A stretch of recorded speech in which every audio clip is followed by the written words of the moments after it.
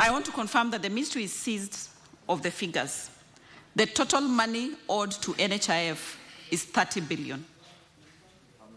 And out of this 30 billion, Senator, 22 billion is from government institutions. And that is why I stand here confidently saying that, having had the discussion chaired by His Excellency the President, the Ministry of Treasury, and Ministry of Health, there is a plan for release of resources, which I have confirmed that we are going to receive this week. The PS actually got confirmation yesterday of the 8.5 billion. And this money is going to be put to prudent use of payment of claims. On the second question from Senator Gloria regarding Linda Mama, as I had responded earlier, that we had Linda Mama, yes.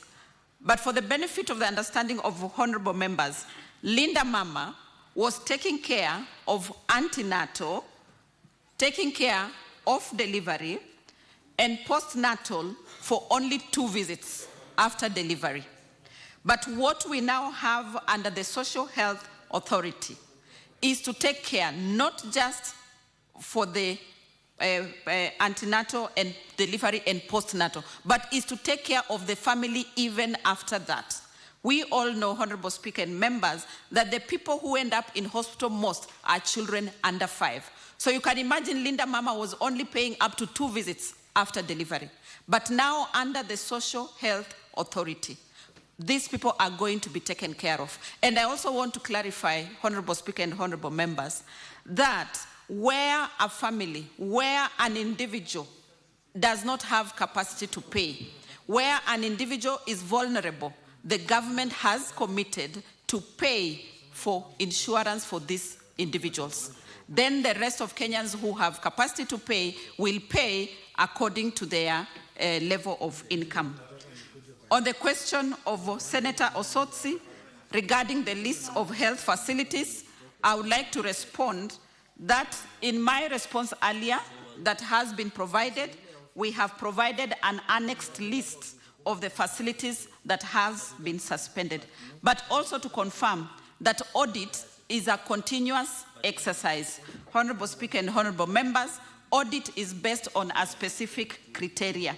So I doubt that it will go out looking for an individual.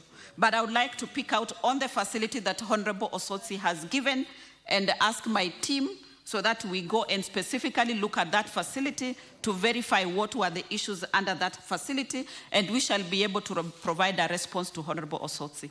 I submit, Speaker and honorable members. On the issue of pads and diapers, I want to agree, Honorable Speaker and honorable members, that as a mother, I want to confirm that those two are very, very important.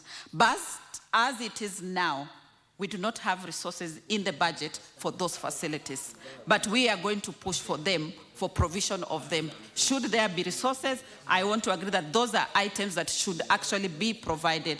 But I also want to confirm that I know that pads are being provided by the Ministry of Gender. So with the diapers, that is something that we can pick up with the ministry and try and get resources to avail them. I submit, Chair. The Senator Homal Sheikh, you want another clarification because